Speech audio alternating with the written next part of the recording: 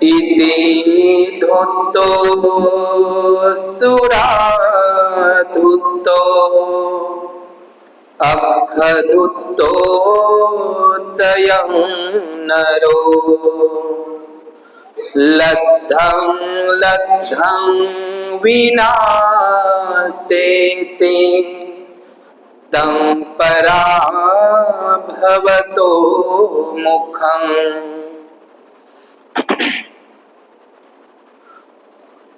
स्त्रीचा नाद, दारूचा नाद आणि जुगाराचा नाद जो मनुष्य स्त्रियांच्या मागे लागतो, मद्यपी दारू पिणारा असतो, जुगारी असतो, बाईचा नाद, दारूचा नाद आणि जुगाराचा नाद हे त्याच्या पराभवाचे, अधोगतीचे कारण ठरत असते। या तथागत भगवान बुद्धांच्या पराभव सूत्राच्या या गाथेनं आजची विशेष धम्मदेशना म्हणून विश्ववंदनीय विश्वशांतीदूत द लाईट ऑफ वर्ल्ड या जगाचा प्रकाश विश्वदीप महान कारुणिक अरहत सम्यक संबुद्ध देवानंग पियदसी धम्मदायाद महान सम्राट अशोक मौर्य बोधिसत्व विश्वरत्न द सिम्बॉल ऑफ नॉलेज जग बदलणारा बाप माणूस डॉक्टर बाबासाहेब आंबेडकर या तीनही महामानवांना तिवार अभिवादन पंचांग प्रणाम करून उपस्थित सर्व श्रद्धाशील संपन्न उपासक उपासिका यांना मंगलाची कामना करतो। तसेच नोबेल ट्रूथ या यूट्यूब चॅनलचे सर्व दर्शक उपासक उपासिकांच्याही प्रती मंगल कामना, मंगल मैत्रीची भावना करतो। सगळ्यांनी साधू साधू म्हणा।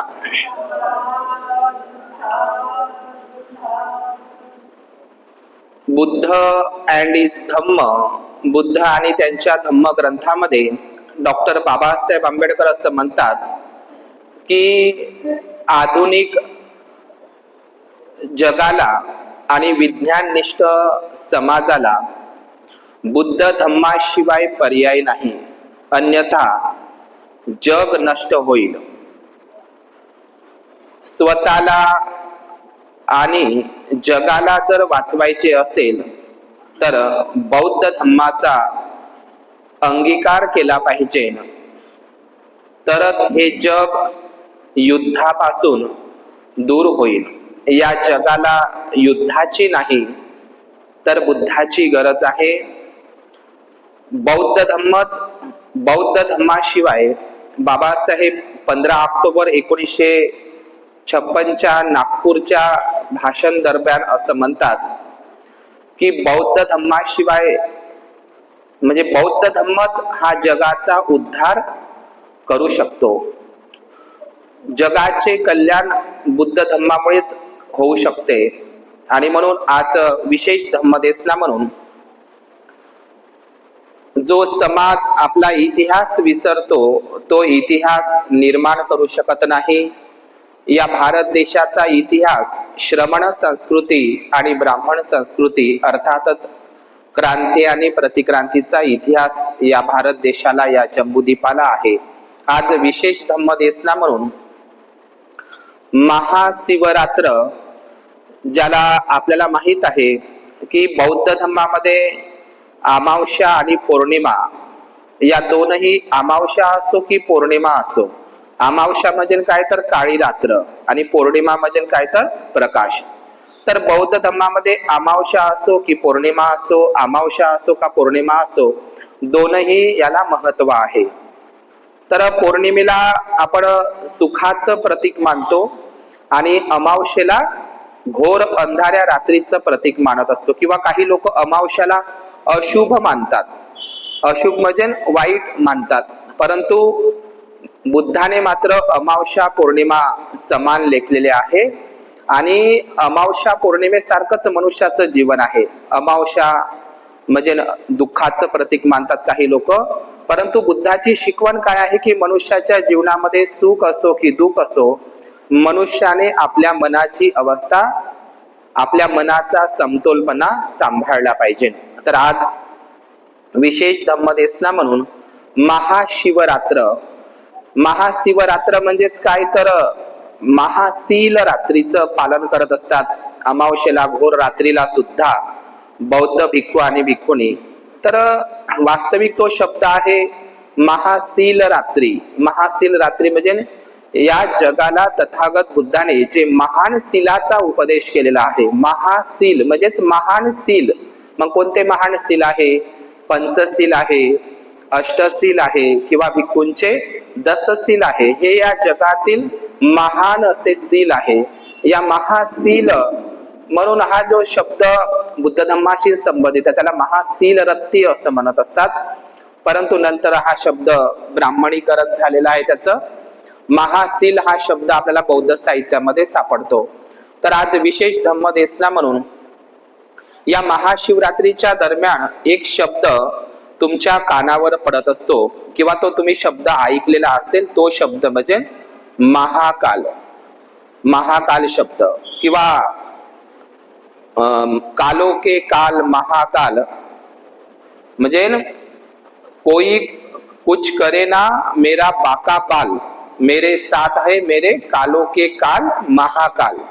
तर हे जे महाकाल हा जो शब्द आपण ऐकतो, तर या महाकाल शब्दाची उत्पत्ती कुठून आहे? या महाकाल शब्द कुठून म्हणजे कुठला? ऍक्च्युली तो ब्राह्मणी शब्द आहे का तो श्रमण बुद्धिस्ट संस्कृतीशी त्याचा काही संबंध आहे का?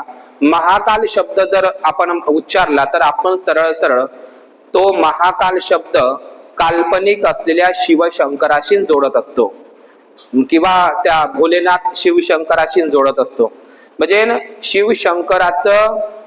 शिवशंकराच्या नावापैकीच एक नाव म्हणजे महाकाल शिवशंकर असं आपण म्हणत असतो. परंतु वास्तविक पाहता महाकाल या शब्दाचा अर्थ ब्राह्मणी धर्माशी अजिबात नाही. महाकाल हा शब्द मुळातला त्रिपिटकातला आहे, बौद्ध साहित्यातला आहे आणि ऍक्च्युली महाकाल हा शब्द पाली भाषेतील धम्म लिपीचा शब्द आहे. हे आपण लक्षात घेतलं पाहिजे. तर या महाशिवरात्रीच्या या वातावरणामध्ये आपल्याला तो इतिहास माहित असला पाहिजे की शब्दांचीही कशी चोरी मारी ब्राह्मणांनी केली, म्हणजे शब्दही चोरलेले आहे. आपले ज्या बौद्ध साहित्यामधले जे काही आदर्श भिक्खू असेल, आदर्श भिक्खुणी असेल किंवा आदर्श उपासक उपासिका असेल, त्यांचीही नावं चोरून काही वेगळ्या दंतकथा, काल्पनिक कथा ब्राह्मणांनी रचलेल्या आहे. म्हणून महाकाल या पाली प्राकृत धम्म शब्दाची सुद्धा चोरी झालेली आहे. लक्षात घ्यायचं आहे, महाकाल हा एक बुद्धाच्या काळामधला, भगवान बुद्धाचा, मी तुम्हाला नेहमी सांगत असतो, तथागत बुद्धाचा महाउपासक, महादानी महाउपासक सुदत्त अनाथपिंडक श्रावस्ती ज्याने जेतवन दान केलं होतं, त्या सुदत्त अनाथपिंडकाच्या मुलाचे नाव, पुत्राचे नाव महाकाल होते. काय होते? महाकाल. थेर गाथामध्ये आणि त्रिपिटकामध्ये काल हा शब्द आलेला आहे. महा हे विशेषण आहे. जसं महादेव भंतेजीला महा विशेषण आहे, महामाया देवीला आपण महा हा शब्द विशेषणासाठी वापरला जातो.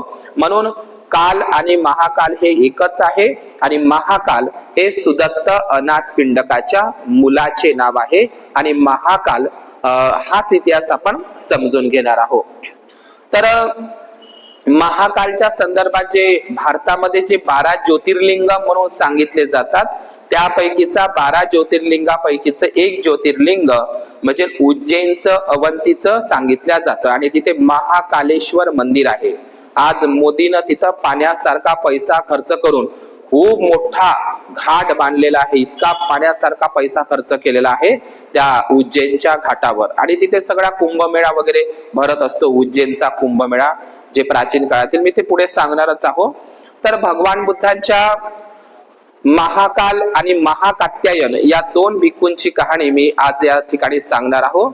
तर महाकाल हा सुद्धा एक भिक्खू होता आणि तो सुदत्त अनाथ पिंडकाचा मुलगा होता आणि नंतर तो भिक्खू बनला. आणि महाकात्यायन हा सुद्धा एक भिक्खू होता बुद्धाच्या काळातला, आणि तो उज्जैन अवंतीचा पहिला भिक्खू होता, मध्य प्रदेशातला. आता मध्य प्रदेश म्हणजे काय?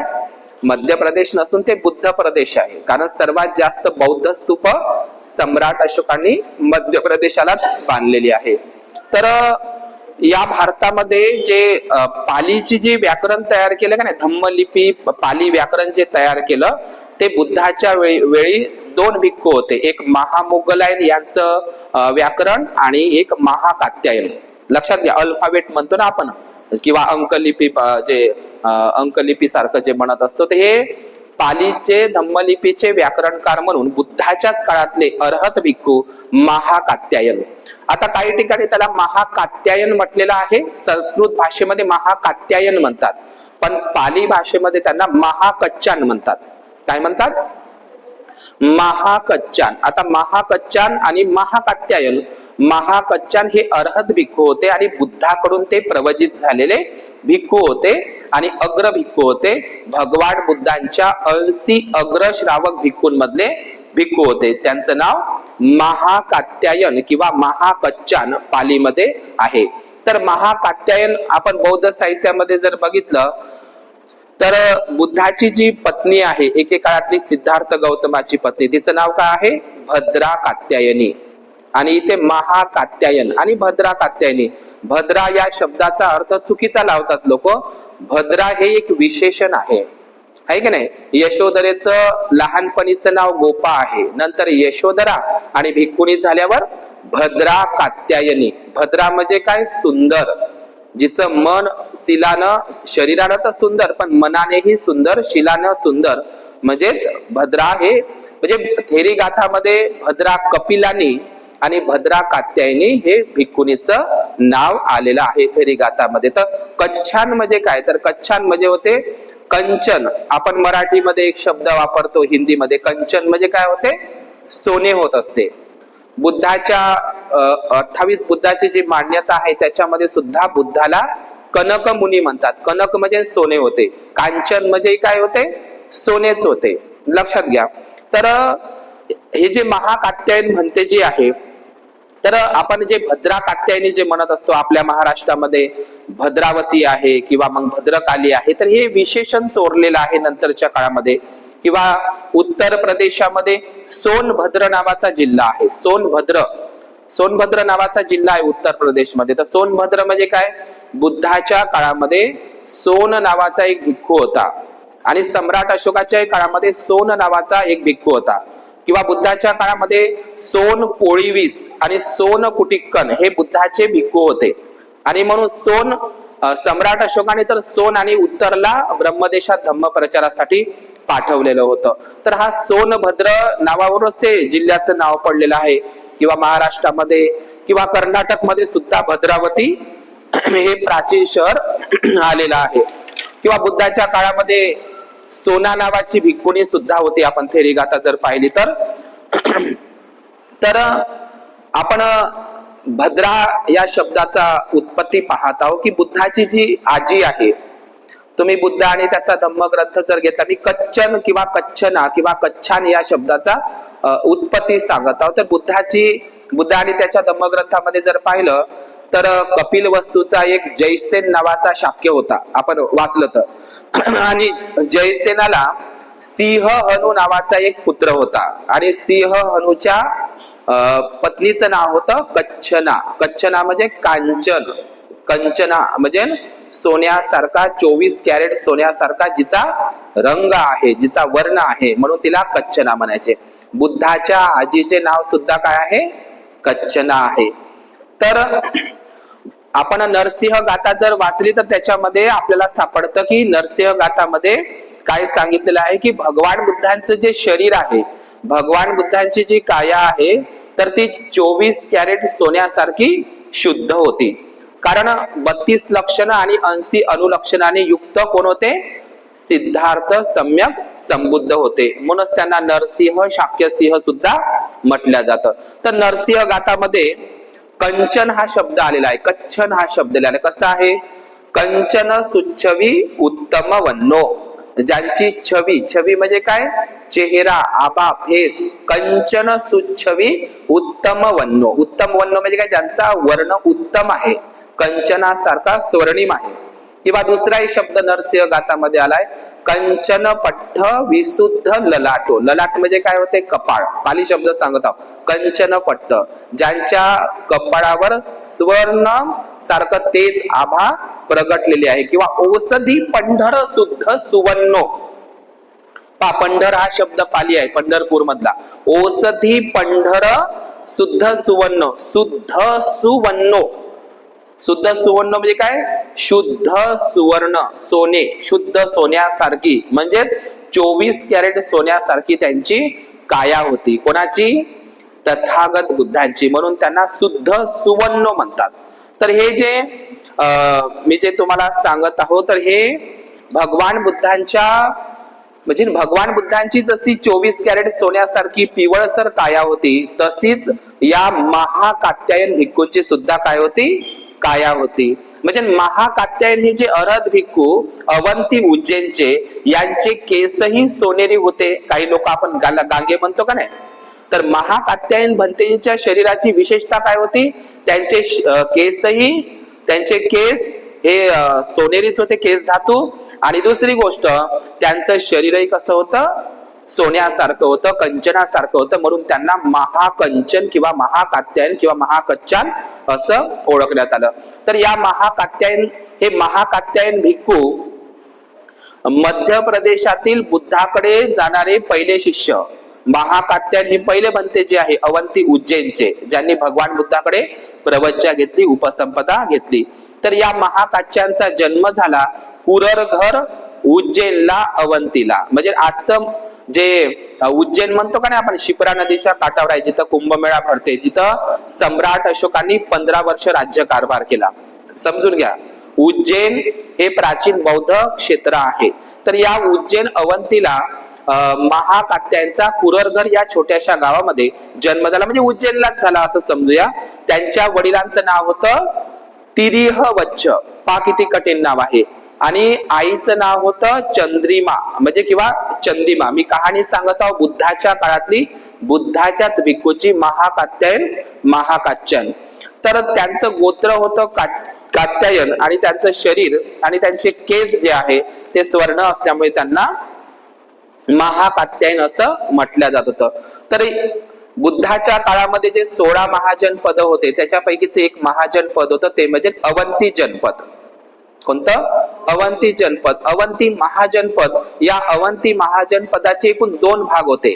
2 भाग म्हणजे अवंती महाजनपद खूप मोठा विस्तृत प्रदेश होता, आणि त्याचे 2 भाग होते. एक भाग होता अवंती महाजनपदाचा, तो म्हणजे महिष्मती, आणि दुसरा होता उज्जैनी किंवा उज्जैन. पहा, 2 भाग. हे अवंती महाजनपदाचे 2 भाग, महिष्मती आणि उज्जैन. आता महिष्मती आता आहे का ते शहर, तर त्याचं नाव आता सध्याला बदललेलं आहे. मध्य प्रदेशमध्ये महेश्वर नाव झालेलं आहे महिष्मतीचं. मध्य प्रदेशमध्ये आहे ते, जिथे अहिल्याबाई होळकरची राजधानी होती, इंदोर आणि महिष्मतीला.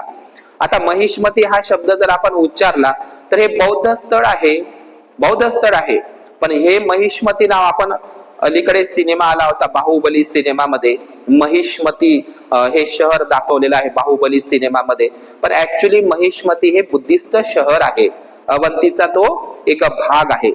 तर मी यापूर्वी सांगितलं की मध्य प्रदेशामध्ये म्हणजे आजच्या माळवा प्रदेशामध्ये अवंती महाजनपदामध्ये उज्जैन अवंतीला महादेव भंतेजीचा सुद्धा जन्म झालेला आहे. लक्षात घ्या, मी हे तुम्हाला त्या दिवशी सांगितलंय की महादेव भंतेजीचा जन्म कुठे झाला, अवंती उज्जैनला झाला. आणि ते सम्राट अशोकाच्या काळातले अरहत भिक्खू होते, लक्षात घ्या.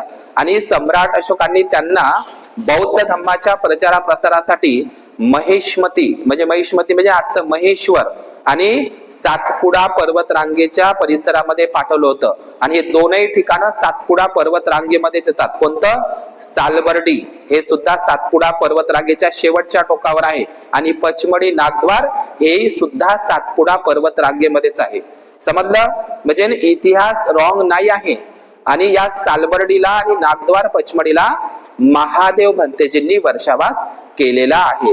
पण हा महादेव अर्हत भिक्खू सम्राट अशोकाच्या काळातला आहे. सम्राट अशोकाच्या महामहिंद्राला चिवर देणारा भिक्खू आहे. समजलं, आचार्य आहे त्यांचे ते कोण, महादेव अर्हत भिक्खू. तर याच मध्य प्रदेशामध्ये जन्म झाला कोणाचा, महाकच्चान महाकात्यायन भंतेजीचा. तर त्याची कहाणी अशी आहे की अवंती हे जे प्रदेश आहे शिप्रा नदीच्या काठी, तर बुद्धाच्या काळामध्ये लक्षात घ्या, मगधचा राजा कोणता होता, बिंबिसार राजा. बुद्धाचा उपासक होता तो बिंबिसार राजा.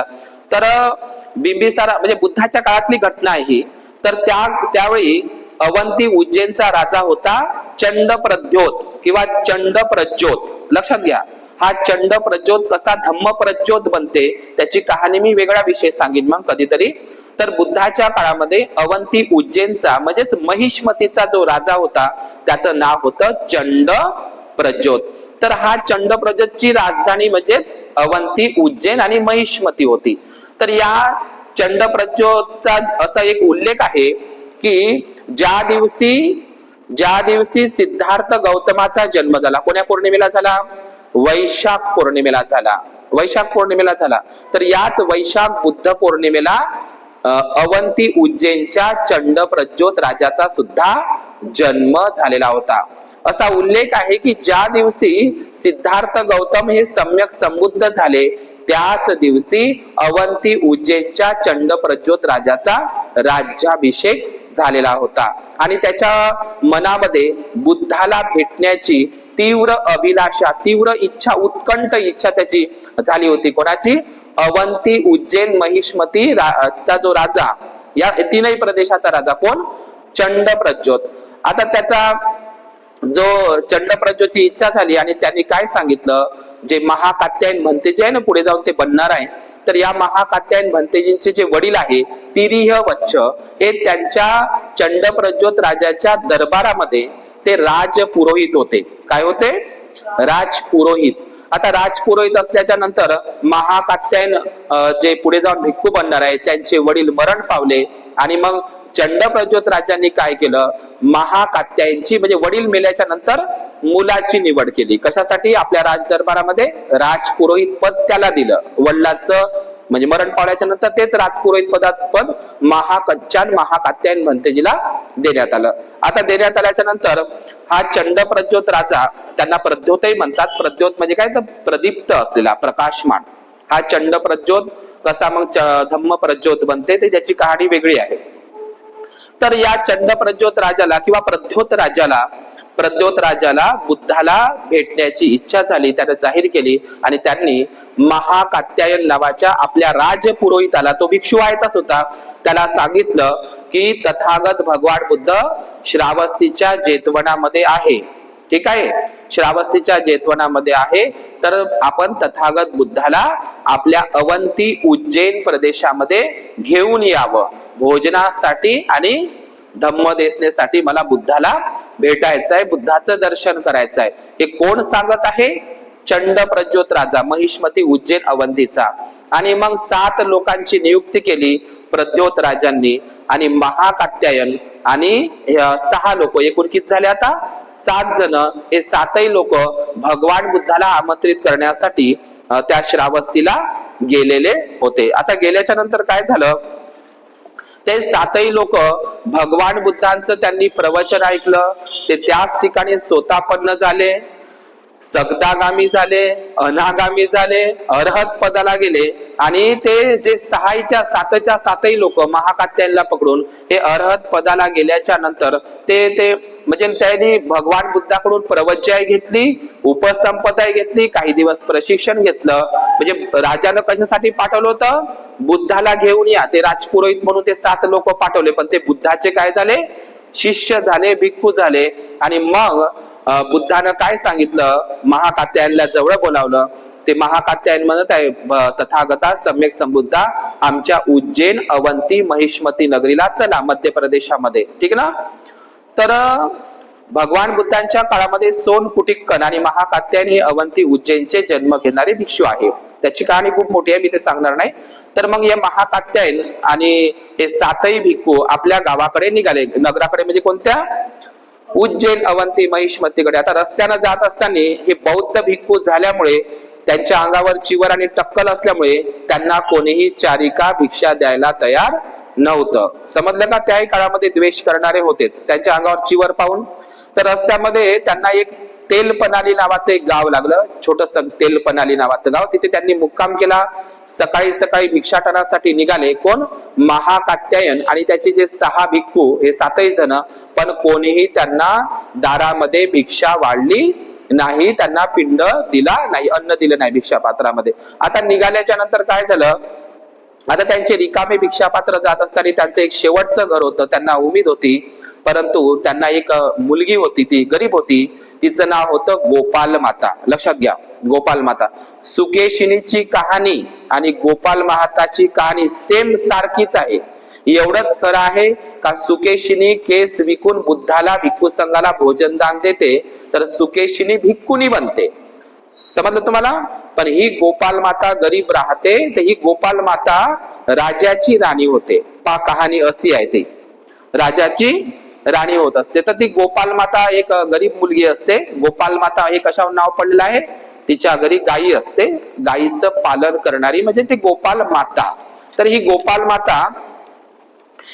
माता काय करते, तेलपनाली गावातली महाकात्यायन भंतेजीला आणि ते 6 भिक्खूला आपले सुंदर लांब लचक केस सुकेशिनी सारखेच ती गावामध्ये एका जणाला विकते आणि त्याच्यामध्ये ती राशन आणते. महाकात्यायन भंतेजी आणि त्या 6ही अर्हत भिक्खूंना, या 7ही अर्हत भिक्खूंना ती काय करते, भोजनदान देत असते. आता ही घटना अवंती, उज्जैन, महिष्मतीच्या त्या प्रद्योत राजाला त्याच्या कानावर जाते की म्हणजे माझा एकेकाळचा राज पुरोहित कोण, महाकात्यायन, महाकच्चान यांच्या शिष्यांना, भिक्खूंना, या 7 लोकांना, या 7 भिक्खूंना भोजनासाठी तिने आपले केस विकलेले आहे आणि भोजन दान दिलेलं आहे केस विकून. तर प्रद्योत राजाला तर राणी असतेच एक, पण त्या राजा पुन्हा या गोपाल माताची मागणी करते. लक्षात घ्या, म्हणजे गोपाल माताने इकडे केस विकून महाकात्यायन आणि त्या 7 भिक्खूला भोजन दान दिलं, श्रद्धेनं दिलं, तर गोपाल माता काय झाली, राजाची राणी झाली. लक्षात घ्या, कधी कधी कर्माचं फळ, कर्मविपाक लवकर त्याचा परिणाम दिसत असतो. लक्षात घ्या, तुरंत त्याचे परिणाम होतात. म्हणजे इकडे भोजनदान दिलं आणि ती राजाची राणी झाली, तर गोपाल माता ही प्रद्योत राजाची राणी झाली. तर ही कहाणी सेम आहे. तर नंतरच्या काळामध्ये महाकात्यायन हे अवंती जनपदामध्ये आले. मग त्यांनी सालबर्डी पासून तर नागद्वार पचमडी पासून तर माळवा प्रांतापासून तर त्यांनी पूर्ण अवंती, उज्जैन, महिष्मती, पूर्ण मध्य प्रदेशामध्ये भेडाघाट पर्यंत या महाकात्यायन भंतेजींनी बौद्ध धम्माचा आणि त्या 7 बौद्ध भिक्खूंनी पूर्ण मध्य प्रदेशामध्ये बौद्ध धम्माचा प्रचार आणि प्रसार केला. आणि त्यांचं जे ठिकाण होतं मेन, ते होतं उज्जैन, अवंतीला त्यांनी आपलं धम्म प्रचार आणि प्रसाराचं केंद्र बनवलेलं होतं. कोणी, आपल्या महाकात्यायन भंतेजींनी आणि ते 7 भिक्खू त्या ठिकाणी राहायचे. तर ज्या ठिकाणी महाकात्यायन भंतेजींचं ते कुटी होती, सुरुवातीला कुटी होती तिथे छोटीशी, मग गोपाल माता जी राजाची राणी झाली प्रद्योतची, तर प्रद्योतची जी राणी होती गोपाल माता, या राणीने मग तिथं त्या ठिकाणी लाव, लक्षात घ्या, महाकंचन महाविहार, महाकंचन वन महाविहार बांधून दिलं गोपाल माताने. महाकंचन वन महाविहार बांधून दिलं महाकाच्चान, आणि ते 7 अर्हत भिक्खू त्या ठिकाणी राहायचे. आज जे मी तुम्हाला सांगणार आहोत, कालोके काल महाकाल कोण आहे बा, तर हे आज शिप्रा नदीच्या काठावर जे महाकालेश्वर ज्योतिर्लिंग म्हणून जे प्रसिद्ध आहे, मोदीनं तिथं कुंभमेळा चालू केला, त्याच्यासाठी पाण्यासारखा पैसा होता तो घाट बांधण्यासाठी. तर जे आज महाकालेश्वर मंदिर उभं आहे, तर हे गोपाल माता नावाच्या त्या महाराणीनं महाकात्यायन भंतेजीसाठी बांधून दिलेलं महाकांचनवन महाविहार आहे. समजलं तुम्हाला? मला हे सांगायचं आहे. तर आज त्या ठिकाणी हे जे म्हणजे त्या ठिकाणी वेश्या टेकरी तर आहेच, पण तिथे महाकालेश्वर जे मंदिर आहे, तर महाकात्यायन महाकालेश्वर, हा शब्द सारखाच महाकात्यायन महाकालेश्वर, तर हे महाकालचंच महाकात्यायन भंतेजींचंच महाकालेश्वर म्हणून ते अपभ्रंशित झालंय, ते प्रचारित केलेलं आहे. कारण ब्राह्मणाचं षड्यंत्र माहित आहे तुम्हाला. आजही तुम्ही उज्जैन अवंतीला गेले, तिथे हनुमान रंजित टेकरी आहे, तिथेही बौद्ध स्तूप आहे. एकूण 50 महास्तूप युआन शांगनं पाहिले. लक्षात घ्या, किती 50 महास्तूप त्यांनी चीनी प्रवासी बौद्ध भिक्खूंनी त्यांच्या प्रवास वर्णनात लिहून ठेवले. कुठं? उज्जैन अवंती. लक्षात घ्या, उज्जैन अवंती हे प्राचीन बौद्ध ठिकाण होतं. मी ती कहाणी नंतर सांगेन तुम्हाला की भगवान बुद्धांच्या चिवरावर जे महास्तूप बांधला. लक्षात घ्या, म्हणजे भगवान बुद्धांच्या चिवरावर प्रद्योत राजांनी महापरिनिर्वाणाच्या नंतर स्तूप बांधला. तो सध्याला अवंती उज्जैनला वेश्या टेकरी म्हणून ओळखला जातो. तुम्ही कधी गेले तिथे एक महोत्सव असतो वेश्या टेकरी, त्याचं नाव खराब ठेवलंय, पण वास्तविक पाहता ते छान नाव असेल. त्या काळामध्ये भगवान बुद्धांच्या त्या चिवरावर बांधलेला पारिभौगिक स्तूप होता. तर आता त्या ठिकाणी काय होते, उज्जैनला कुंभमेळा भरवला जाते. वास्तविक पाहता कुंभमेळा ही संकल्पना ही सम्राट हर्षवर्धनाचीच आहे. म्हणजे धम्ममेळ्याचं रूपांतर कुंभमेळ्यामध्ये करण्यात आलेलं आहे. तर सम्राट अशोकांनी, लक्षात घ्या, उज्जैनचा अवंतीचा आणि महिष्मतीचा संबंध सम्राट अशोकाशी खूप चांगला आहे. कारण 15 वर्ष सम्राट अशोक मध्य प्रदेशामध्ये राहिले, राज्यकारभार केला, आणि ते 15ही वर्ष अवंती उज्जैन महिष्मतीला त्यांनी काम पाहिलेलं होतं. आणि तुम्हाला माहित आहे, मी नेहमी सांगत असतो, दुसरी जी धम्मसंगीती भरली होती, कुठे भरली होती दुसरी धम्मसंगीती? वैशालीला. काला अशोक नावाचा शिशुनाग नागराजा यांनी त्याचं आयोजन केलं होतं. यश आणि रेवत भंतेजी, अरत भंतेजी नेतृत्व होते. तर या वैशालीची जी दुसरी धम्मसंगीती जी वालुकाराम महाविहारामध्ये भरली होती, या दुसऱ्या वैशालीच्या धम्मसंगीतीसाठी अवंती उज्जैन महिष्मतीचे 88 अरहत भंतेजी उपस्थित होते. लक्षात घ्या. आणि उज्जैन अवंतीचं एक महत्व म्हणजे हे आहे की आपण सम्राट विक्रमादित्याचं नाव ऐकलं असेल, तर सम्राट विक्रमादित्याच्या राजदरबारामध्ये नवरत्न होते.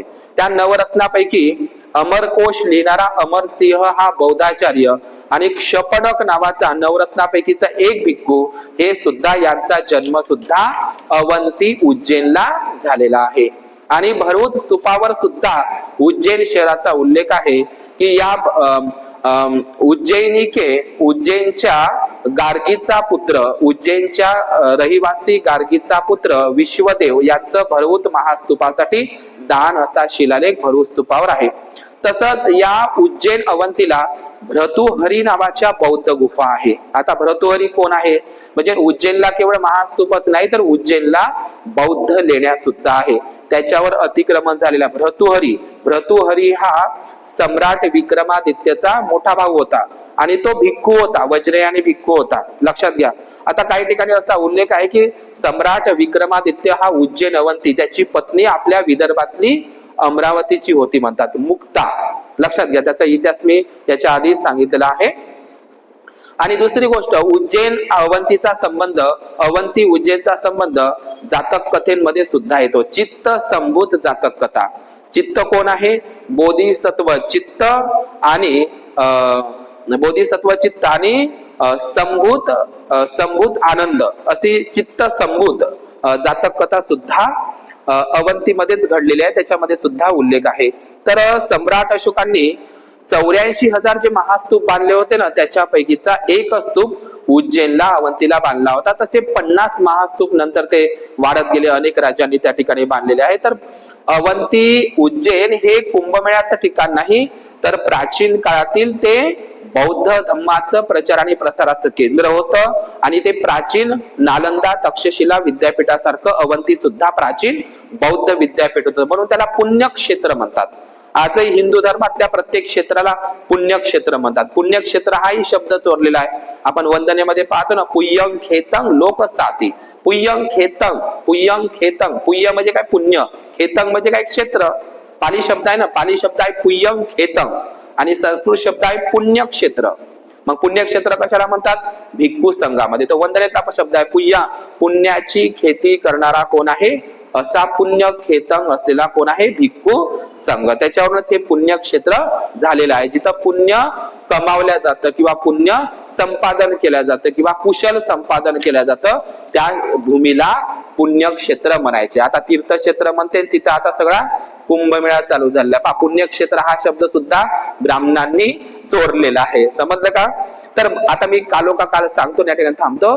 तर हे जे महाकात्यायन जो भिक्खू आहे, तर महाकात्यायनच्या ठिकाणी ते महाकालेश्वर त्या ठिकाणी आता ते ज्योतिर्लिंग उभारलेलं आहे. तर मी तुम्हाला कहाणी सांगतो महाकालची. तर महाकाल कोण आहे? तर सुदत्त अनाथ पिंडक हा भगवान बुद्धाचा महाउपासक होता, महादानी होता. त्याने जेतवन खरेदी करून दिलं होतं, हे तुम्हाला गोष्ट माहितच आहे. सुदत्त अनाथ पिंडकाला 3 मुली होत्या.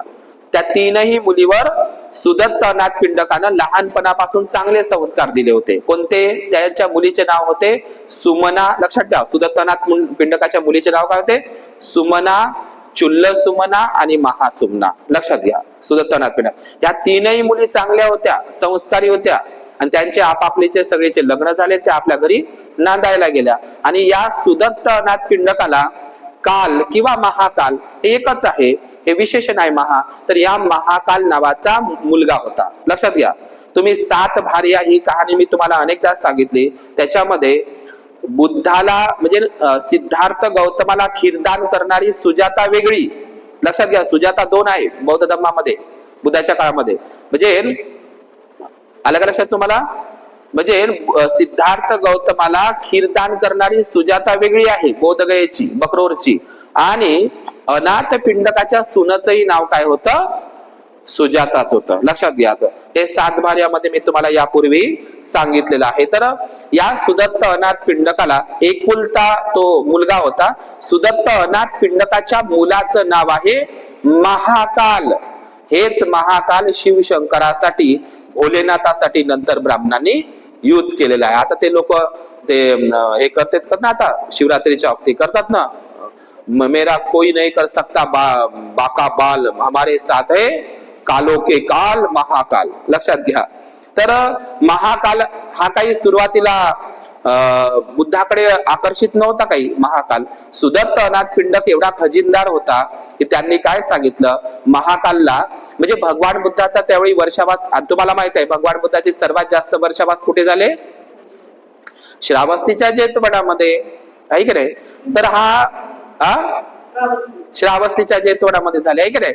पण हा सुदत्त अनाथ पिंडकाचा जो मुलगा आहे महाकाल, लाडात वाढलेला होता, बुद्धाचं प्रवचन ऐकायला जात नव्हता, हट्टी होता, जिद्दी होता. तर या सुदत्त अनाथ पिंडकानं काय केलं ते आजचे आई वडील नाही करत, आहे की नाही? मुलांना जर हट्ट सांगितलं आई वडिलांना, तर ते त्यांना मोबाईल घेऊन देतात, गाडी घेऊन देतात, ते जे ते घेऊन घेतात. पण इथं वेगळी तुम्हाला हा आदर्श तुम्ही घेतला पाहिजे. सुदत्त अनाथ पिंडकानं काय सांगितलं? हे महाकाल म्हणते, अरे तथागत बुद्धांनी 25 वर्षापासून इथे केलेले आहे जेतवनामध्ये, आहे ना, त्या जेतवनामध्ये तू एकही दिवस धम्म ऐकायला जात नाही, श्रवण करायला जात नाही. तर त्याला एक युक्ती केली. कोणती युक्ती केली सुदत्त अनाथ पिंडकानं? त्याला म्हणते, मी तुला आज 5 सोन्याच्या मोहरा देतो. काय देतो? आता असं म्हणल्याच्या नंतर सुदत्तनाथ त्या महाकालला वाटलं की 5 सोन्याच्या मोहरा, स्वर्ण मुद्रा मला भेटणार आहे, ते काशार्पण. तर पहिल्या दिवशी त्यानं 5 दिले सुदत्तनाथ पिंडक, आणि तो पहिल्या दिवशी प्रवचनाला गेला जेतवनामध्ये. कोण? महाकाल. लक्षात घ्या. मग दुसऱ्या दिवशी म्हणे तुला 10 देतो, 10 म्हणता म्हणता मग 40 देतो, मग 80 देतो, मग 160 अशा करता वाढत नेला. आणि तो त्या आशेनं भगवान बुद्धाचं प्रवचन ऐकायला गेला. आणि एक दिवस त्याला भगवान बुद्धांच्या धम्माचा धम्मार्थ भाव कळला, त्याला जाणून आलं. आणि तो प्रवचन ऐकता ऐकताच काय झाला? सोतापन्न झाला. आणि त्यानं घरी आला, मला काय त्या स्वर्ण मुद्रा पाहिजे नाही म्हणते. धम्माच्या धनासारखं कोणतंच धन नाही, हे तुच्छ आहे म्हणते. सोन्याच्या मोहरा, या स्वर्ण मुद्रा तुच्छ आहे, धम्मासमोर याची काही बराबरी होत नाही, या विनाशी धन आहे म्हणते. धम्माचं धन कसं आहे? अविनाशी आहे, नष्ट न होणार आहे. त्याला कोणी चोरून नेऊ शकत नाही, आणि त्याचे कोणीही हिस्सेदार येऊ शकत नाही. हे आपण निधिखंड सूत्रामध्ये वाचलेलं आहे.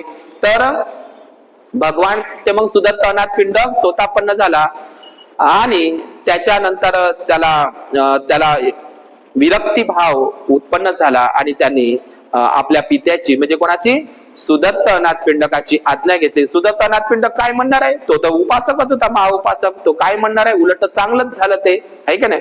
तर सुदत्त अनाथ पिंडकासमोर महाकाल त्यांचा पुत्र इच्छा जाहीर करते, पिताजी मला अनुमती द्या, परवानगी द्या, मी भिक्खू संघामध्ये प्रवचित होतो. आणि सुदत्त अनाथ पिंडकाचा मुलगा हा महाकाल हा काय होतो, भिक्खू होतो. महाकाल प्रवचित होतो, उपसंपादित होतो आणि अरहत महाकाल भिक्खू बनत असतो आणि तो पदावर जात असतो. तर हे महाकाल ऍक्च्युली कोण आहे, सुदत्त अनाथ पिंडकाच्या मुलाचं नाव आहे. थेर गाथामध्ये बुद्धाचा एक भिक्खू आहे, भिक्खूचं नाव महाकाल आहे आणि नंतर ब्राह्मणाने ते महाकाल नाव शंकराशी जोडलेलं आहे.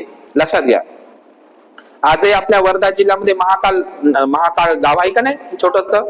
तर तुम्ही डॉक्टर बाबासाहेब आंबेडकरांनी लिहिलेल्या बुद्ध आणि त्याच्या धम्मग्रंथामध्ये एक कहाणी ऐकायला, म्हणजे विदेशिका नावाची एक कहाणी आहे. महाकाल आणि महाकाली, पहा महाकाल आणि महाकाली हे दोनही शब्द त्रिपिटकातले आहे. नंतर त्याचं ब्राह्मणीकरण झालं, महाकाल आणि महाकाली. तुम्ही बुद्ध आणि त्याचा धम्मग्रंथामध्ये जर पाहिलं तर विदेशिका नावाची एक राणी राहते, तिला राग येत नाही आणि तिची परीक्षा घेण्यासाठी तिची दासी, त्या दासीचं नाव काय राहते, काली नावाची दासी, ती लवकर येत नाही. आता कालीलाच काय विशेषण जोडलं तर काय होते, कालीला विशेषण जोडायचं महा, तर मग काय होते, महाकाली होते.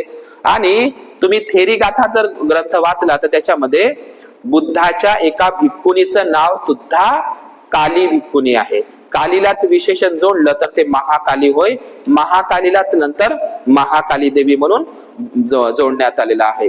तुम्ही मुंबईला जर गेले तर अंधेरी उपनगरामध्ये मुंबईला महाकाली नावाच्या बौद्ध गुफाच आहे. आपल्याला असं वाटते महाकाली देवीचं नाव आहे, पण महाकाली काली हे बुद्धाच्या काळातली बौद्ध भिक्खुनी होती. नंतर ते देवी काल्पनिक देवी म्हणून प्रचारित करण्यात आली. तेवढंच काय, आपल्या चंद्रपूर जिल्ह्यामध्ये जे महाकाली मंदिर आहे हे प्राचीन काळातील बुद्ध विहाराच आहे महाकाली. आणि महाकाल आणि महाकाली हे दोनही शब्द बुद्ध धर्माशी संबंधित आहे. महाकाली नावाची बुद्धाची भिक्खुनी होती आणि महाकाल नावाचा बुद्धाचा भिक्खू होता. तर आपल्या भारतामध्ये जे 3 चीनी प्रवासी आले त्याच्यापैकी इत्सिंग नावाचा एक चीनी प्रवासी 8व्या शताब्दीमध्ये आला. त्याने त्यांच्या प्रवास वर्णनामध्ये बोधिसत्व महाकाल आणि बोधिसत्व महेश्वर, लक्षात घ्या, बोधिसत्व महेश्वर अवलोकितेश्वर आणि बोधिसत्व महाकाल यांचं पूजा करताना बघितलेलं आहे इत्सिंग नावाच्या भंतेजींनी. लक्षात घ्या. तर हे जसं बोधिसत्व अवलोकितेश्वर, बोधिसत्व पद्मपाणी, बोधिसत्व वज्रपाणी, बोधिसत्व अमिताभ, बोधिसत्व मंजुश्री तारा, जसे हे आहे ना संकल्पनिक महायान वज्रयान तंत्रयानाच्या गॉडनेस आहे, संकल्पनिक आहे, करुणेचे प्रतीक म्हणून मानल्या जातात. ते त्याचं म्हणजे इतिहास नाही आहे त्याचा, ते सांकेतिक किंवा काल्पनिक आहे, पण त्याचा एक आदर्श म्हणून ते मानत असतात. बोधिसत्वाची परंपरा महायान वज्रयानांमध्ये आहे. तर महाकाल कोण आहे, महाकाल बोधिसत्व आहे, लक्षात घ्या. आणि तो वज्रयानी महायानी देवता आहे. तर आपण बौद्ध धर्मामध्ये अनेक पंथ झाले होते यान, त्याच्यापैकी कालचक्रयान. तुम्ही बौद्ध गयाला गेले तर कालचक्र मैदान आहे. हे कालचक्र मैदान कशावर नाव पडलेलं आहे, हे काल महाकाल नावाच्या भिक्खू रच. आणि बौद्ध साहित्यामध्ये सुत्त पिटकामध्ये भयभैरव सुत्त आहे. मी हे सांगतो थांबतो. भयभैरव सुत्त, भय म्हणजे काय तर भीती होते. काय होते, भयभैरव. भयभैरव सुत्त इतकं सुंदर आहे, तुम्ही वाचा, खूप सुंदर आहे.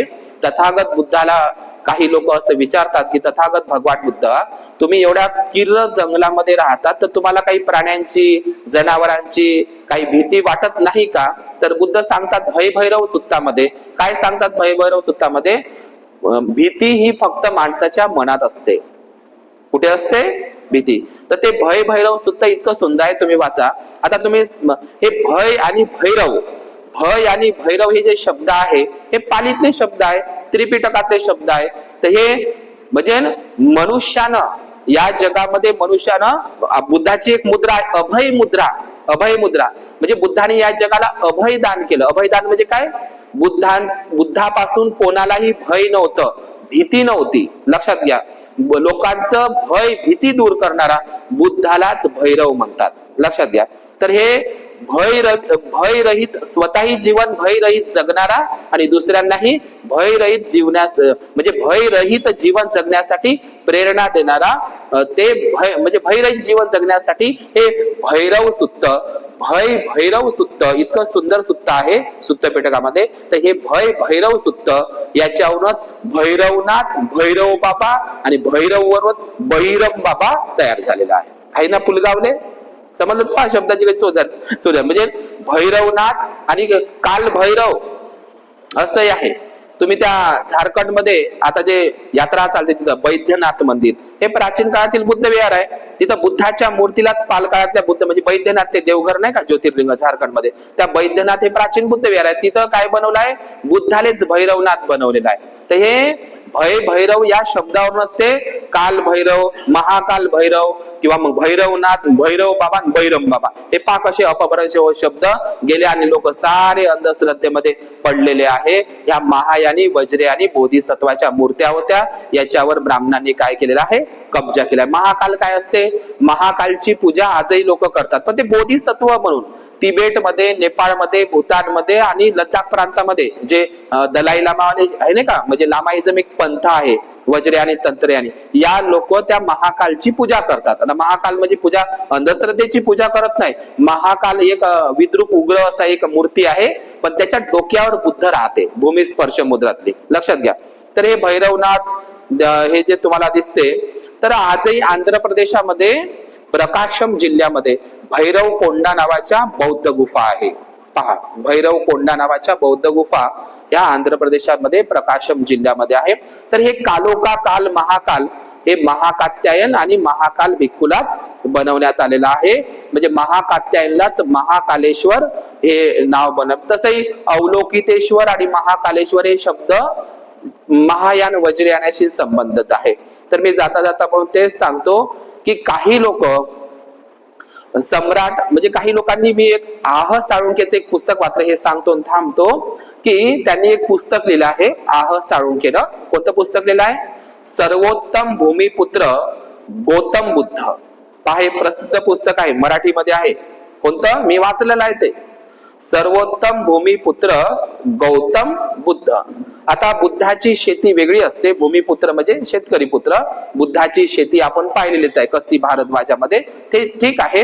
परंतु सर्वोत्तम भूमिपुत्र गौतम बुद्ध या पुस्तकामध्ये काय लिहिलेलं आहे आह साळुंकेनं, बघा, सम्राट अशोक हा शैवपंथीय होता, म्हणजे तो शिवशंकराला मानणारा होता. सुरुवातीला तो शिवाचा उपासक होता, नंतर तो बौद्ध उपासक बनला. हे आह साळुंकेनं त्यांच्या पुस्तकामध्ये लिहिलेलं आहे, लक्षात घ्या. दुसरी गोष्ट, आह साळुंके पुन्हा लिहितो त्याच पुस्तकामध्ये की सम्राट कनिष्क हा बौद्ध राजा, कुशाण राजा, हाही सुद्धा शैवपंथीय होता. सुरुवातीला तो शिवाचा उपासक होता, शिवशंकराचा उपासक होता, नंतर तो बौद्ध उपासक बनला. किंवा त्याच पुस्तकामध्ये सम्राट हर्षवर्धन हाही सुद्धा शिवशंकराचा, शिवाचा भक्त होता, नंतर तो बौद्ध उपासक बनला. हे चुकीचं लिहिलेलं आहे, लक्षात घ्या. सम्राट अशोक, सम्राट कनिष्क, सम्राट हर्षवर्धन हे शिवाचे उपासक नव्हते, शिवशंकराचे उपासक नव्हते. असते तर त्याने शिवशंकराचे मंदिर बांधले असते. आणखी हेही भारतामध्ये अफवा पसरवतात, कोणते, जे संपूर्ण पाल राजे आहे का नाही, बिहारचे आणि बंगालचे गोपाल धम्मपाल, हे पाल राजे सुद्धा शिवाचे भक्त होते, शैवपंथीय होते आणि नंतर ते बुद्ध बनले. हे चुकीचा प्रचार भारतामध्ये केला जातो. प्रत्येक बौद्ध राजांचा तोच प्रचार आणि प्रसार केला जातो, बुद्धाच्या राजातले सोडून, लक्षात घ्या. तर सम्राट म्हणजे जे एवढे जे राजे आहे, पालई राजे, हे गुप्त राजे, हे कोणत्याही शिवाचे, शैव पंथाचे नव्हते, ते ओरिजिनल बुद्धिस्ट होते, सांगितलं पाहिजे. तर सम्राट कनिष्कानं त्यांच्या शिक्क्यावर बुद्धाची, बोधिसत्वाची मूर्ती कोरली. सिक्क्यांवर काय कोरलाय, ओइशो. ओइशो ह्या म्हणजे बुद्धाचे तर चित्र तर कोरलंच होतं तांब्याच्या, सोन्याच्या याच्यावर सम्राट कनिष्कानं. पण सम्राट कनिष्क हे शक कुशाण होते, ग्रीक होते, तिकडल्या बाहेर देशात होते. त्यांच्या एक संकल्पना होत्या बोधिसत्वाच्या, त्या संकल्पना त्यांनी त्याही अवलंबल्या, त्याही त्यांच्या सिक्क्यांवर कोरल्या. त्याच्यामध्ये ग्रीकांची एक संकल्पिक एक देवता होती, ते म्हणजे ओइशो. ओइशो तर ओशोच्या हातामध्ये तुम्ही सम्राट कनिष्काचा सिक्का पहा, त्याच्यामध्ये ओशो दिसते, एक व्यक्ती दिसते, त्याच्या मागे एक बैल उभा दिसते, त्याच्या हातामध्ये त्रिशूल दिसते. वास्तविक पाहता ते त्रिशूल नाही, ते त्रिरत्न आहे आणि ती महायान वज्रयान शाखेची म्हणजे महायान सम्राट कनिष्कानं कोरलेलं तो ओशो काल्पनिक महायानी देवता आहे, तो ऐतिहासिक नाही आहे. समजलं का? त्या ओशोवरूनच ओशो नाव पडलेलं आहे ना, जे रजनीश ओशो म्हणतो आपण, लक्षात घ्या. तर ते ओशो हाच शिव वैबा असं काही लोक जोडतात. सम्राट कनिष्क हा शिव पंथाचा होता म्हणून, परंतु ते अजिबात नाही. शंकरजीला 3 नेत्र दाखवले जातात, पाहिलं तुम्ही, तिसरा डोळा म्हणतात, त्रिनेत्र. समजलं ना? तर ते त्रिनेत्राच्या ज्या मूर्त्या आहेत जेवढ्या काही, हे शिवलिंग म्हणजे मनोती स्तूप वय, ओटीव स्तूप वय, या मनोती स्तूपाचं, या ओटीव स्तूपाचं शिवलिंगामध्ये रूपांतरण झालेलं आहे. सगळेच भारतातील शिव मंदिर हे सगळे काय आहे, ओटीव स्तूप आहे. ते शिवलिंग नसून ते नंतर मग त्याच्यावर 3च पत्रे चढवतात, बेलपत्ते. लक्षात घ्या, 3 म्हणजे 3च पानाचा बेल चढवते. पहा म्हणतात तुम्ही, बेलाले किती म्हणते, तुम्ही म्हणता का नाही, बेलाले किती पानं राहते, 3 पानं. तर ते पिंडावर मध्ये 3 पानं, 3 म्हणजे काय आहे, त्रिरत्न, बुद्ध, धम्म आणि संघ, त्रिरत्न. आणि ते असे 3 डोळे दाखवते पहा त्या शिवलिंगावर. तर ते काय आहे, तोरणद्वार आहे, बुद्ध रत्न, धम्मरत्न आणि संघरत्न, त्रिरत्न द्वार पाहते शिवलिंगावर दिसते. दुसरी गोष्ट, हे याला म्हणतात ओटीव स्तूप. या ओटीव स्तूपातच काय बनवलं, शिवलिंग बनवण्यात आलं. पशुपतीनाथ मध्ये सगळे तुम्हाला बुद्धाच्या मूर्त्या दिसतात शिवलिंगामध्ये, आलं का लक्षात तुम्हाला? तर त्याच्यावर 3 पत्रे चढवला. त्रिशूल काय आहे, साचीच्या तुपावर तुम्हाला त्रिशूल दिसते, असे उलट केलं तर ते त्रिरत्न आहे, ते त्रिरत्न आहे, ते म्हणजे बुद्ध, धम्म आणि संघाचं प्रतीक. पण या त्रिरत्नाचंच हे त्रिरत्न प्रतीक होतं बौद्ध धम्माचं. सम्राट अशोकाने 84,000 स्तूपात यालाच काय बनवलं, मग त्रिशूल बनवलं आणि ते शंकरजीच्या हातामध्ये देऊन टाकलेलं आहे. तर हे जो तिसरा डोळा दाखवला जाते, तर तिसरा डोळा शंकरजीचा नाही आहे. समजलं का? तिसरा डोळ्याच्या ज्या मूर्त्या आहे गांधार देशामध्ये सम्राट कनिष्काच्या काळामध्ये तुम्हाला अफगाणिस्तानच्या काबूल म्युझियम मध्ये ठेवलेल्या आहे. बोधिसत्वाला आणि बुद्धाला म्हणजे असं कल्पना म्हणून, संकल्पना म्हणून बोधिसत्वाच्या मूर्त्यांना तिसरा डोळा कपाळामध्ये दाखवलेला आहे. कारण तो कशाचा डोळा आहे, प्रज्ञारूपी नेत्र, प्रज्ञा चक्षु. समजलं? प्रज्ञा चक्षु म्हणतात त्याला, किंवा बौद्ध धम्मामध्ये त्याला भवनेत्री असा एक शब्द आलेला आहे. तर तिसरा डोळा म्हणजे ज्ञानरूपी, प्रज्ञारूपी डोळा, जे 2 डोळ्यांनी पाहता येत नाही ते सूक्ष्म त्या प्रज्ञारूपी डोळ्यानं पाहिलं पाहिजे. जसं आपण आल्वक सूत्रामध्ये सांगितलेलं आहे की आल्वक विचारतो, तथागता सर्वश्रेष्ठ जीवन कोणते, असा प्रश्न विचारतो का नाही? तर मग बुद्ध काय म्हणतात, आल्वक यक्षाला, आल्वक नंतर पुढे जाऊन भिक्खूही बनतो, त्याची मी स्टोरी त्या दिवशी ऐकलेली आहे. तर आल्वक आला, बुद्ध काय उत्तर देतो, प्रज्ञापूर्वक जीवन जगणे हे सर्वश्रेष्ठ जीवन आहे. समजलं? प्रज्ञापूर्वक जीवन, प्रत्येक गोष्ट प्रज्ञापूर्वक असली पाहिजे. तर प्रज्ञेचा तिसरा नेत्र दिसत नाही, आहे का नाही? जे स्थूल नेत्र हे आपले काय आहे, स्थूल नेत्र आहे. या ज्या स्थूल नेत्राने जे पाहता येतं, म्हणजे जे पाहता येत नाही, म्हणजे ते म्हणजे त्या तिसरा डोळा आहे की ना, तो सूक्ष्म म्हणजे प्रज्ञारूपी डोळा म्हणतो. जे 2 डोळ्यांनी पाहता येते त्या तिसऱ्या डोळ्यानं पाहता येते. तुम्ही तिसरा डोळा हे मालिका वगैरे मराठीमध्ये येत होती पहिले दूरदर्शन मध्ये. तर हे तिसरा डोळा शंकरजीचा नाही आहे, तो गांधार मूर्तिकलाचा सम्राट कनिष्कानं त्या बोधिसत्वाच्या तुम्हाला मूर्त्या पाहायला भेटेल. तुम्ही गुगल सर्च केलं तर बुद्धाच्या बोधिसत्वाच्या अवलोकितेश्वराच्या कपाळावर तुम्हाला 3 डोळे दिसतील. वरत जे गंगा म्हणते, तर तुम्हाला अनेक मूर्त्या सापडेल. सारनाथला शंकरजीला नीलकंठ म्हणतात, नीलकंठ. ते मग ते त्यानं विष पेले बा, आणि मग त्याचा गळा म्हणजे कंठ काय झाला, निळा झाला, म्हणून त्याला नीलकंठ. नीलकंठ ते नव्हे, तुम्ही सारनाथला गेले तर फक्त आणि फक्त पूर्ण जगात आणि पूर्ण भारतामध्ये सारनाथच्या म्युझियम मध्येच तुम्हाला त्या मूर्त्या दिसेल. त्या तिथं सापडलेल्या आहे सारनाथला. कोणत्या? तिथेच धम्मेक स्तूपापाशी एक नीलकंठ बोधिसत्व अवलोकितेश्वर, त्यांच्या हातामध्ये असं आहे आणि ते पेत आहे. समजलं? ती मूर्ती त्यानेच काय बनवलं, नीलकंठ शंकरजीशी जोडलं. पण ते वास्तविक बोधिसत्व नीलकंठ अवलोकितेश्वराची महायानेची मूर्ती आहे. आणि दुसरी मूर्ती कोणती आहे, शंकरजीच्या डोक्यावर काय दाखवते, गंगा निघाली म्हणते. समजलं का? गंगा वाहते. वास्तविक पाहता तुम्ही खूप साऱ्या बोधिसत्वाच्या मूर्त्या पहा. इकडे आसाम मध्ये एक त्रिलोकीनाथ मंदिर आहे. त्रिलोकीनाथ मंदिर हिमाचल प्रदेश का कुठे आसाम मध्ये खूप प्रसिद्ध आहे त्रिलोकीनाथ मंदिर. त्याच्यामध्ये बोधिसत्वची मूर्ती आहे, त्याला 4 हात आहे, 4 आर्य सत्याचा म्हणून ते महायानी वज्रयानी ट्रेडिशनल आहे. आणि डोक्यावर का नाही बुद्ध आहे बसलेले. समजलं का? म्हणजे शंकरच्या डोक्यावर काय दाखवते, काल्पनिक शंकरच्या डोक्यावर गंगा दाखवते तेव्हा तिथं पाणी, पण बुद्धाच्या म्हणजे कोणत्याही महायानांच्या मूर्त्या पहा जरी त्या संकल्पनिक असल्या पण वरत डोक्यावर काय असते, बुद्ध असते. म्हणजे सर्वश्रेष्ठ कोण आहे, बुद्धच आहे हे दाखवायचं असते. तुम्ही अजंठा वेरूळ कुठे पहा तुम्हाला त्या मूर्त्या दिसते. म्हणून लक्षात घ्या, कालोके काल महाकाल दुसरा नसून हा सुदत्त अनाथ पिंडकाच्या एका पुत्राचं नाव आहे, भिक्खूचं नाव आहे. महाकाली सुद्धा एक भिक्खुणी होती. आणि महाकाल हे तिबेटमध्ये सुद्धा आजही त्यांना पूजल्या जातं, पण ती संकल्पनिक देवता आहे हे आपण लक्षात घेतलं पाहिजे. तर अवंती, उज्जैन आणि महिष्मती हे प्राचीन काळातील काय आहे, बौद्ध स्थळ आहे. तर उज्जैन 2 ठिकाण आहे भारतामध्ये. एक उत्तराखंड मध्ये उज्जैन नावाचं उज्जैनी किल्ला म्हणून एक स्थळ आहे, गोविशेट्टीला म्हणतात. उज्जैनी किल्ला उत्तराखंड मध्ये आहे, हरिद्वार पाशी. तर तेही सुद्धा प्राचीन तिथे बौद्ध स्तूप लागलेले आहे, लक्षात घ्या. आणि दुसरी गोष्ट की अवंती, आता अवंती हे जे ठिकाण आहे तर काश्मीरमध्ये एक बौद्ध राजवंश होऊन गेला, उत्पल राजवंश, उत्पल बौद्ध राजवंश. तर काश्मीरमध्ये सुद्धा अवंतीपूर नावाचं एक ठिकाण आहे, अवंतीपोरा किंवा अवंतीपूर म्हणतात, ते सुद्धा प्राचीन बौद्ध स्तूप आहे. तिथे लक्षात घ्या, उत्पल राजवंशाचा बौद्ध राजा अवंती वर्मन नावाच्या राजानं अवंती स्वामी बौद्ध महाविहार बांधलाय. सामी कोणाला म्हणतात, बुद्धाला. आपण म्हणतो नमस्सामी, सामी म्हणजे काय, सामी पाली शब्द आहे आणि स्वामी संस्कारी शब्द आहे, बुद्धाला स्वामी म्हणतात, अवंती स्वामी.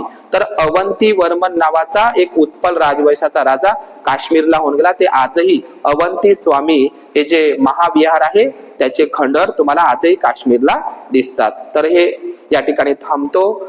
तर कालोके काल महाकाल हा दुसरा तिसरा काही नसून हा बौद्ध भिक्खू आहे. महाकाल या सुदत्त अनाथ पिंडकाच्या अरहत बौद्ध भिक्खूचं नाव आहे, अरहत महाकाल भिक्खूचं नाव आहे. आणि महाकात्यायनच्या त्या महाकांचनवन महाविहारावरच आजचं महाकालेश्वर ज्योतिर्लिंग बांधलेलं आहे, हे आपण लक्षात घ्यायचं आहे. तर उज्जैन, अवंती आणि महिष्मती हे बौद्ध धर्माचे गड होते, प्रचार प्रसाराचे केंद्र होते. तर या ठिकाणी थांबतो. भवतु सब्बमंगल, भवतु सब्बमंगल.